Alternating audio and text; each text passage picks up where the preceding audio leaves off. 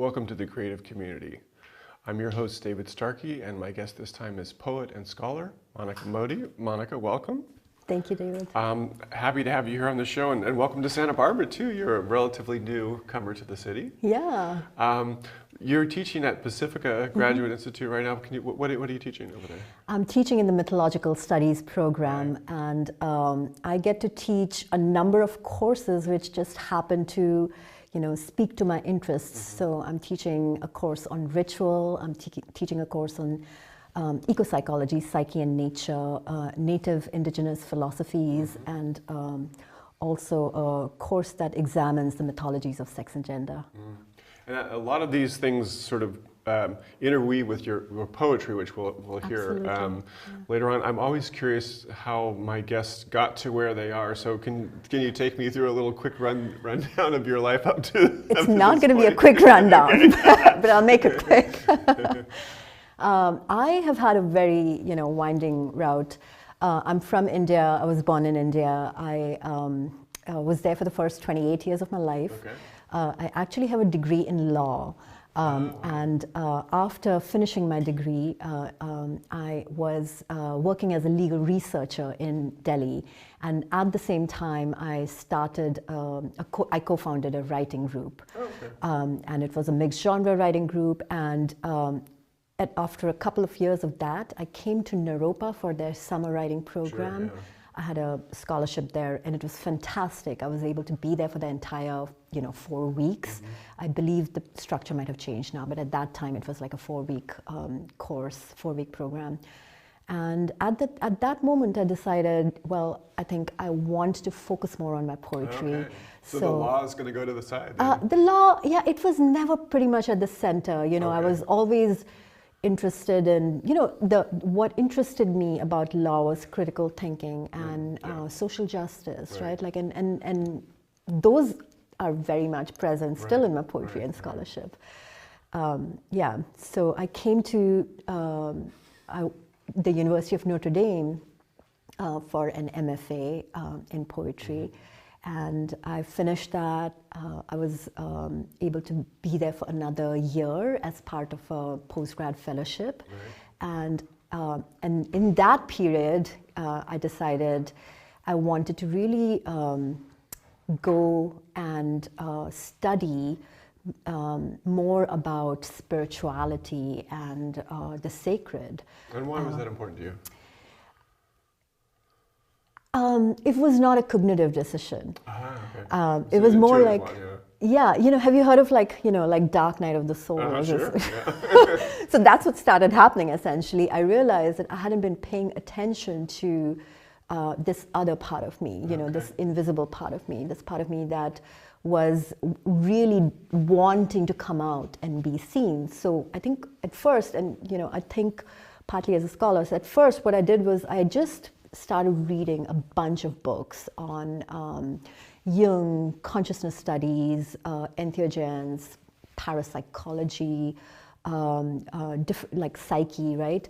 And as I was doing that, I was like, well, this is what I want to keep doing. So that's when I decided to come to CIIS, California Institute of Integral Studies in San Francisco, for a PhD in East-West psychology.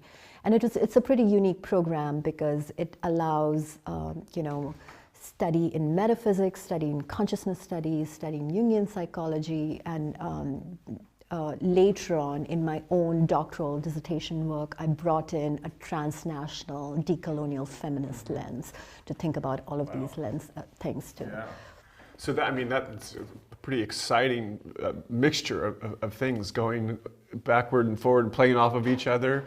Yeah. And it seems like Pacifica is a perfect place to wind up with a degree like that, right? Yeah. So as you're doing all this, are you always writing poetry along with your dissertation, or does the poetry get pushed to the side when something like that's happening? Yeah, when I first came to CIIS, when I first started my doctoral studies, I had to stop thinking of myself as a poet in a way, because when I'd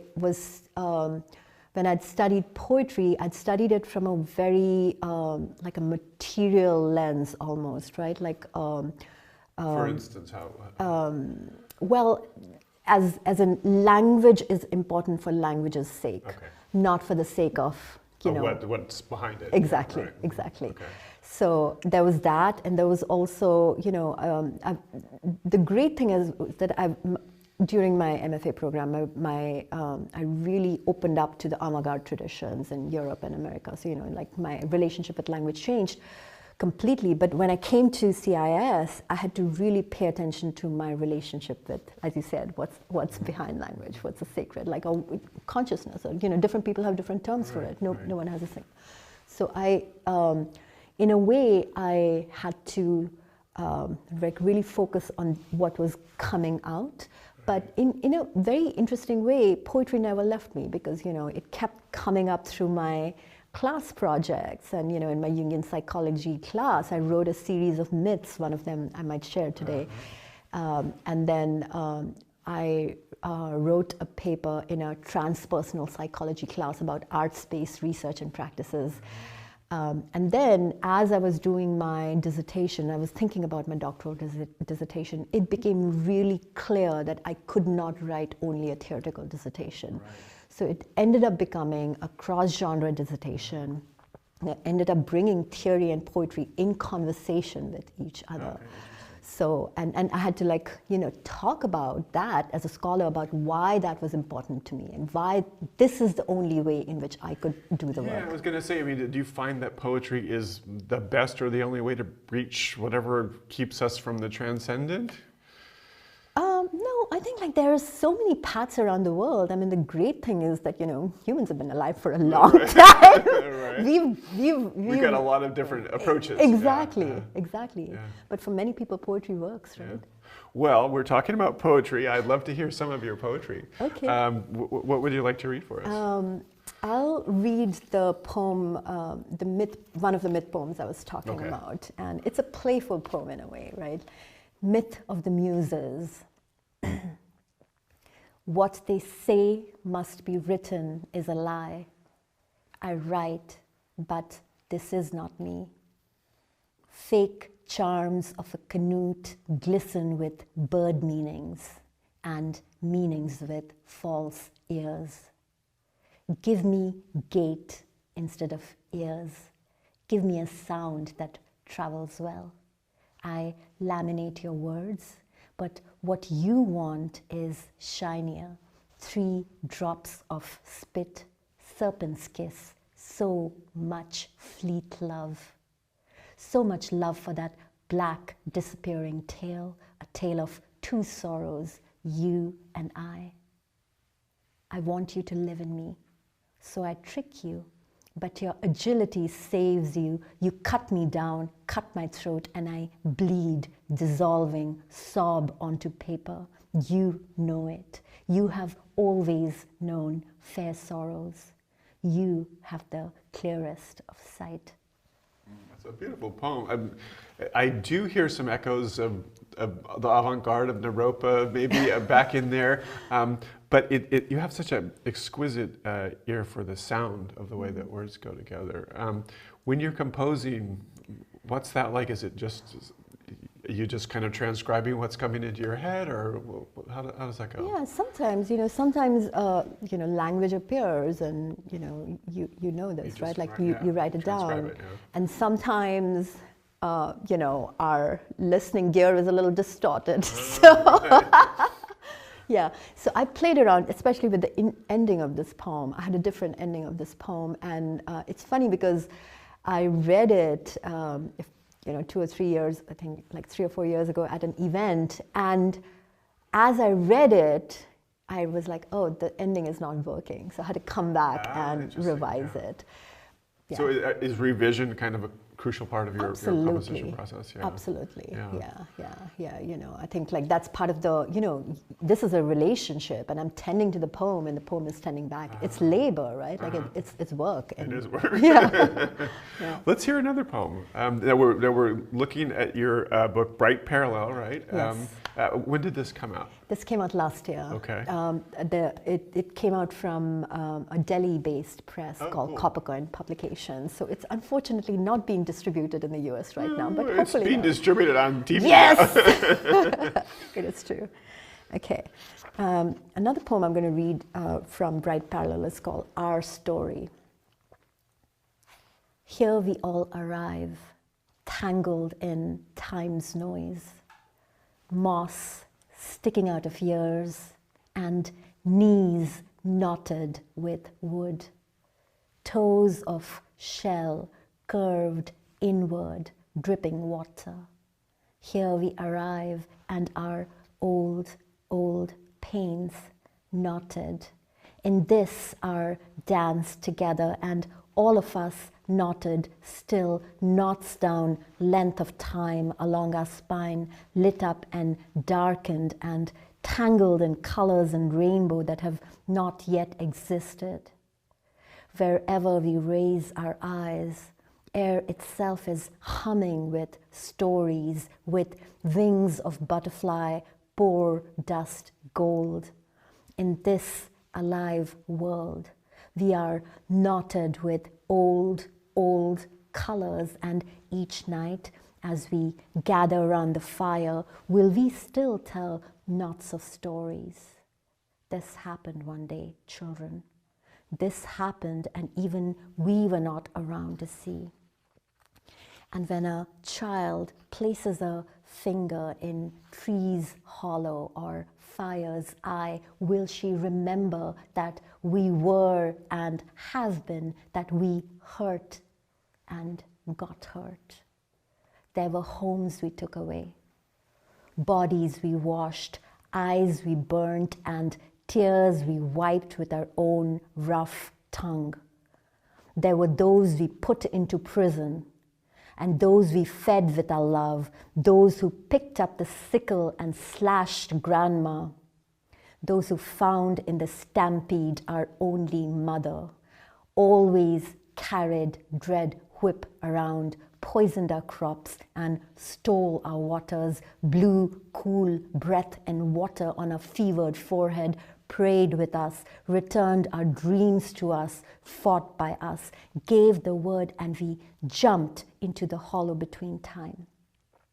There are those that live in our hearts like coal, still wait for us to return, lit like a lamp, and will we say, this is also our story, children, ours, as we sing and stitch and knead and solder and raise the new story out of a dream and ours? Will we agree to not forget nor ignore knots and stories growing old, and that we are still bleeding into earth and that it matters? Stars will mix with mist and blood here, and if we open our hearts enough, it is possible for all of it to exist, all of us.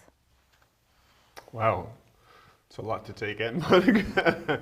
So, I mean, it's a poem about narrative, I think. It's a poem, it's a very philosophical poem. Yeah. It's tough to ask a poet to sort of paraphrase or to kind of get the essence of I'll tell you how I started writing this poem. So, you know, for a while, for a few years, I was very involved in studying with Dr. Malidoma Somé, who was an elder and a diviner from Burkina Faso, from the Dagra tribe.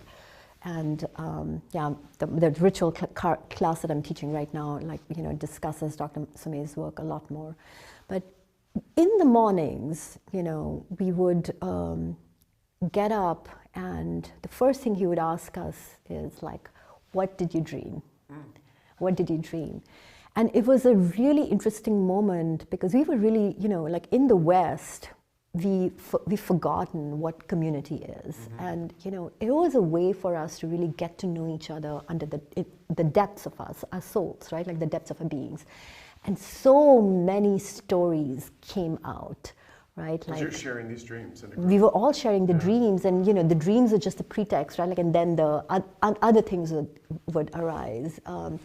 meanings and stories that were very important to people's souls.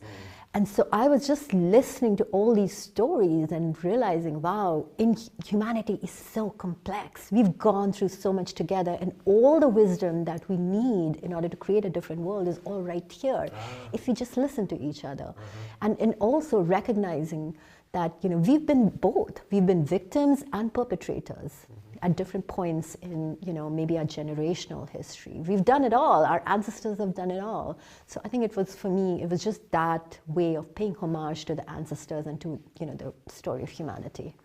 All those ways of looking at the world, you're saying it's so complicated.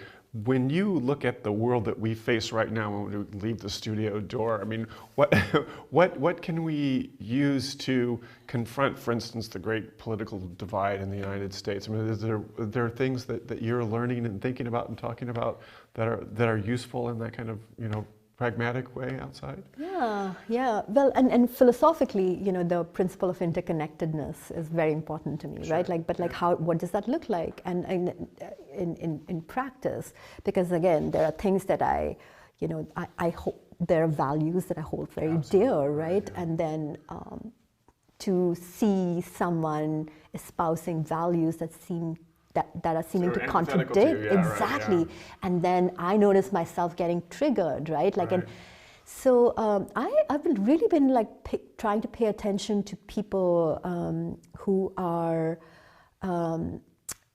trying to talk about how to listen to each other across the political divide.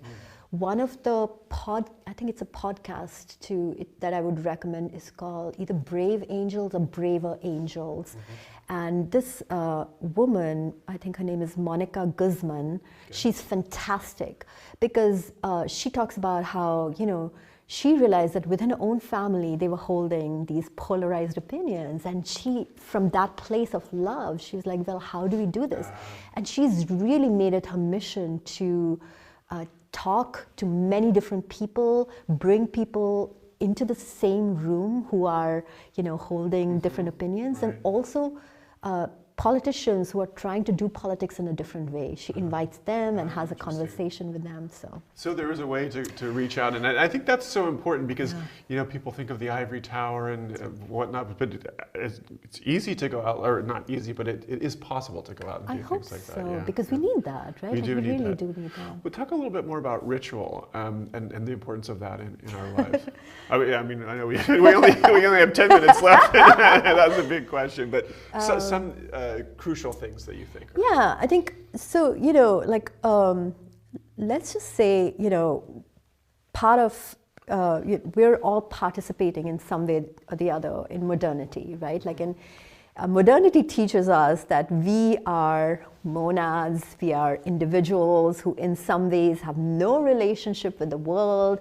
We are, you know, we get to control and dominate, you know, like animals, plants, right? Like, and the world basically exists in some ways to serve us. And the way I conceive of ritual comes from a paradigm, like an earth-based paradigm, where really, you know, we're all part of a living universe. We're all part of a world which is continually in conversation with each other, learning from, you know, each other, and also specifically, it's each unit, each member of the living world has a specific purpose and role to play. So I would say ritual is just a language to, you know, be in conversation with this larger world. It's that, and it cannot happen, you know, through the roots of conversation that are already familiar to us. We have to, you know, if we're talking about water, we have to really like understand what are the properties of water, what is going to allow us to speak to water, but even more than that, listen to water. And I would say that's what ritual is. Right. Well, that's fascinating. I want to hear some excerpt from Homing Instinct. Okay. This is from your book, Wild Fen. Yeah. Is this brand new online? This just came out, yes, in January. Congratulations. Yeah, thank you. So I know this is a long poem. We don't have time for the whole We'll thing, just but read a yeah, little let's bit, hear. But can we hear parts of it? Absolutely. Yeah. And I wrote Homing Instinct because, you know, I finally was like, okay, what does it mean to be on this in a different country than when I was born in? Home, land with 1,000 civilizations, 100,000 myths of return. Each of us left a different home behind, even the country we knew by the same name. Sadness is one lens, things receding, migration, ancient rite of passage. I'm just going to skip a little bit. Home, left behind, has a pullback. Some want to never see it again. Still it pulls involuntary ancestral homeland. Shall we seek chords and cut them? Skipping ahead again. What is lost is still tender. I wanted this poem to be about gratitude. What showed up was unfinished business. Silenced stretches. Slightest shadows at home entangle my feet. What is here I can walk away from. I came upon not quality of life, what was not available to home, distance, caesura from knowns. We see the outside of us as we travel, meaning and story obtained with tearing apart of perspective, shapes stitched by all-seeing vulva. And I'll just read the last section. History is not always rupture. We arrived with bags packed with grit, conditions of arrival made possible by a settler colonial politics. We came bearing stories of the long road, the moving waters. We came with old songs of sun and moon like mist on our lips. In the circle we make, in our family of stories with small and big sorrows, can we know this land's original people, instructions? Can we braid new life phase of peace, good relations, take guidance from land and creatures, plants and stars and waters, even when belonging looks precarious, out of reach? Smoke and mirrors, our tracks have been shaped by land's intelligence. Blood, sweat, tears, prayers have soaked in it. We have become part of memory. In Earth's deep mantle, we are co-evolutionary already. Wow, it's quite a meditation on home. I would love to go back and read that. For me, that would be the third time.